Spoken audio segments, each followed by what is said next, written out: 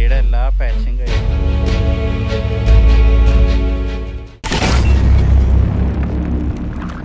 Hi guys, welcome back to car garage. Car garage എന്ന് വന്നിരിക്കുന്നത് ഒരു മനുഷ്യന് ക്യാൻസർ ബാധിക്കുന്ന മാതിരിയാണ് ഒരു വണ്ടിക്ക് റെസ്റ്റ് ബാധിക്കാന്നുള്ള പ്രോബ്ലം വരുന്നത്. അതേപോലെ തന്നെ നമ്മളുടെ ഗാരേജിലേക്ക് വന്ന ഒരു വണ്ടിയാണ്. ഈ ഒരു വണ്ടിയുടെ അവസ്ഥ എന്ന് പറഞ്ഞിട്ടുണ്ടെങ്കിൽ വണ്ടിയുടെ എയർ ഫിൽറ്റർ തുടങ്ങി, പ്ലാറ്റ്ഫോം തുടങ്ങി, റണ്ണിംഗ് ബോർഡ് തുടങ്ങി, ബാക്കിലെ ക്വാർട്ടർ പാനലിൽ വരെ റെസ്റ്റിന് ഇഷ്യൂസും പ്രോബ്ലംസ് ഉണ്ട്. ക്യാൻസർ ബാധിച്ചിട്ടുണ്ടെങ്കിൽ എന്തിട്ടാ അത് കട്ട് ചെയ്ത് മാറ്റേണ്ടി വരും. മനുഷ്യന് ക്യാൻസർ ബാധിച്ചിട്ടുണ്ടെങ്കിൽ ചികിത്സ ഇല്ല എന്ന് പറയുന്ന മാതിരി തന്നെ റെസ്റ്റിന്റെ ഇഷ്യൂസ് വരാണെങ്കിൽ കട്ട് ചെയ്ത് മാറ്റിയാലും വരാനുള്ള ചാൻസസ് കൂടുതലാണ്. എന്നാലും അതിനുള്ള ട്രീറ്റ്മെന്റും കാര്യങ്ങളൊക്കെ ചെയ്യണമെങ്കിൽ, മനുഷ്യന് ടാബ്ലറ്റ് കൊടുക്കണമെങ്കിൽ വണ്ടിക്ക് എപ്പോക്സി കോട്ടിങ്, അതേപോലെ തന്നെ റെസ്റ്റ് വരാണ്ടിരിക്കാനുള്ള കെമിക്കൽ ട്രീറ്റ്മെന്റും കാര്യങ്ങളൊക്കെ ചെയ്തിട്ടുണ്ടെങ്കിൽ ഭാവിയിൽ വരാണ്ടിരിക്കാനുള്ള ചാൻസസ് ഉണ്ട്. അതേപോലെ തന്നെ നമ്മുടെ ഗ്യാരേജിലേക്ക് ഈ ഒരു വണ്ടി വന്നിരിക്കുന്നത് ഫുള്ളായിട്ട് റീസ്റ്റോറേഷന് വേണ്ടിയിട്ടാണ്. കസ്റ്റമർക്ക് ഈ ഒരു വണ്ടി പണിയാണ്ടിരിക്കാൻ വേറൊരു ഓപ്ഷനും ഇല്ല. ഈ വണ്ടി പണിതേ തീരും. അങ്ങനെ ഒരു അവസ്ഥയാണ്. അവസ്ഥയുടെ കാര്യങ്ങളൊക്കെ ഞാൻ ലാസ്റ്റ് അല്ലെങ്കിൽ വീഡിയോയുടെ ഇടയിലൊക്കെ പറയാം, അതെന്താണ് ഇഷ്യൂസ് എന്നുള്ളതൊക്കെ. അപ്പോൾ നമുക്ക് ആ ഒരു വണ്ടിയുടെ വർക്കും കാര്യങ്ങളൊക്കെ സ്റ്റാർട്ട് ചെയ്യാം.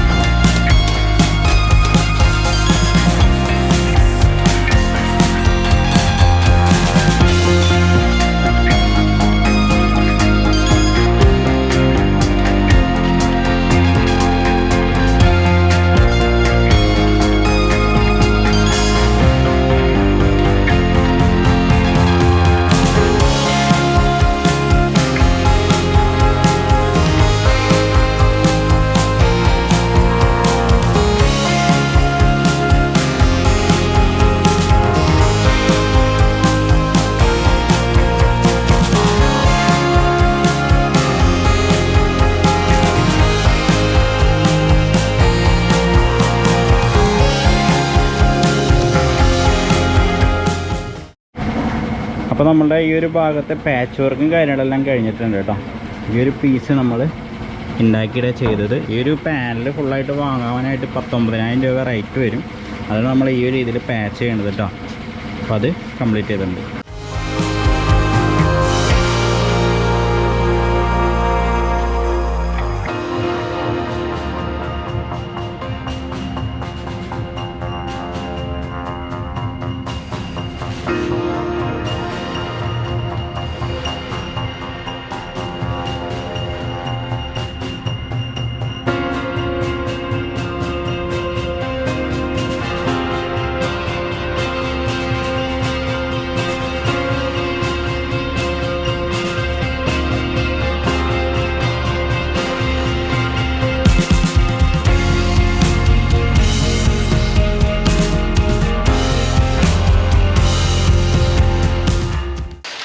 അപ്പോൾ നമ്മളെ ഈ ഒരു വണ്ടി ഫുള്ളായിട്ട് പാച്ചാണ്. പ്ലാറ്റ്ഫോം ആയാലും ക്വാർട്ടറുകളായാലും അതുപോലെ തന്നെ ബാക്കിൽ വന്ന ടെയിൽ ഗേറ്റിൻ്റെ ആ ഒരു ഫ്രെയിം ആയാലും ഫുൾ നമുക്ക് പാച്ചാണ്.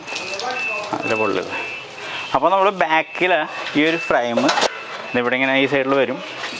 ഈ ഒരു സൈഡിൽ ഇവിടെ നിന്ന് അങ്ങോട്ട് കുഴപ്പമില്ല.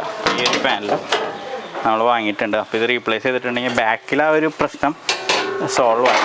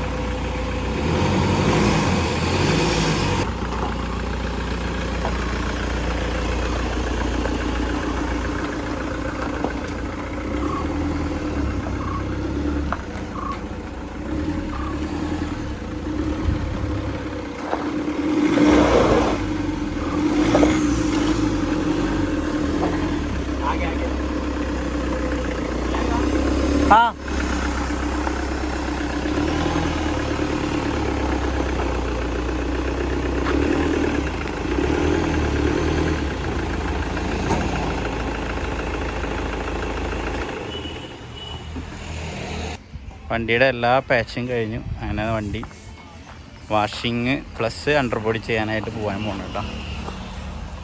കുറച്ച് ദിവസം വണ്ടി എല്ലാ പാച്ചും കഴിഞ്ഞ് വണ്ടി കിടന്നു, കാരണം ബാക്കിയുള്ള വർക്കുകൾ ഉണ്ടായിരുന്നു.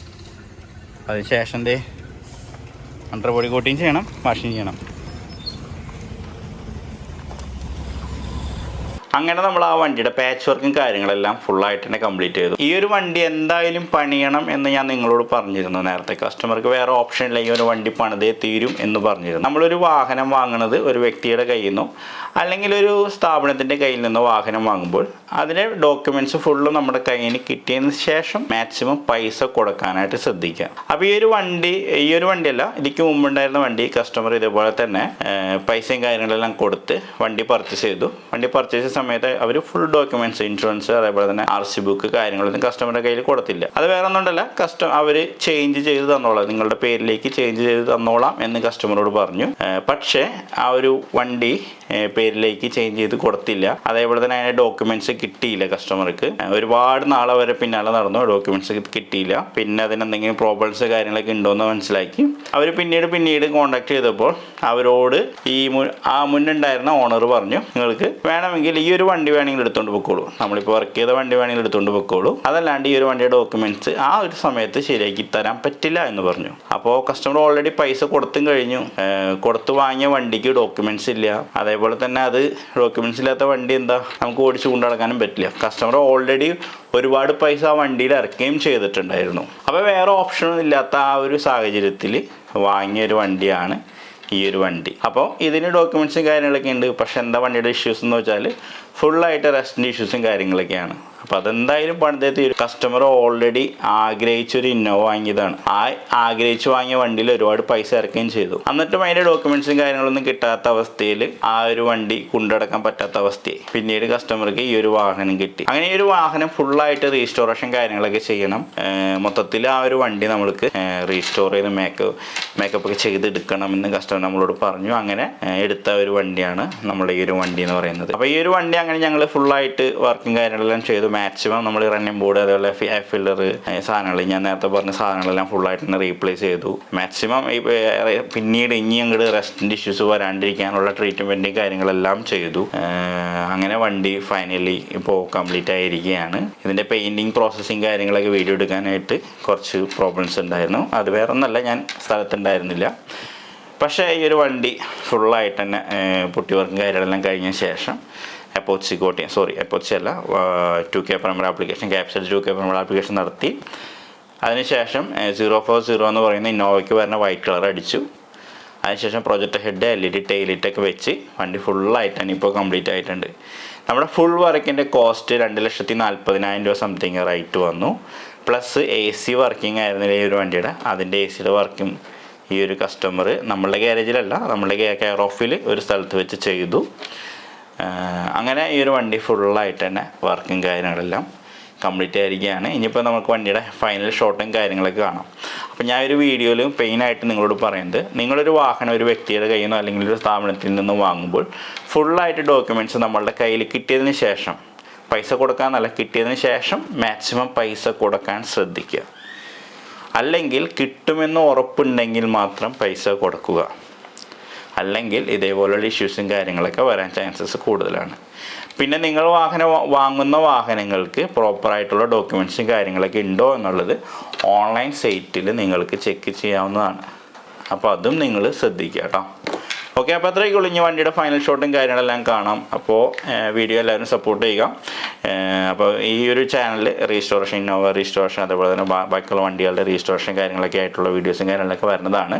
അതേപോലെ തന്നെ നമ്മുടെ ഇൻസ്റ്റാഗ്രാം CarJJ ഓട്ടോമോട്ടീവ് എന്ന് പറഞ്ഞിട്ടുള്ള ഇൻസ്റ്റാഗ്രാം ഫോളോ ചെയ്യാത്ത വല്ലവരുണ്ടെങ്കിൽ ഫോളോ ചെയ്യാൻ ശ്രദ്ധിക്കുക.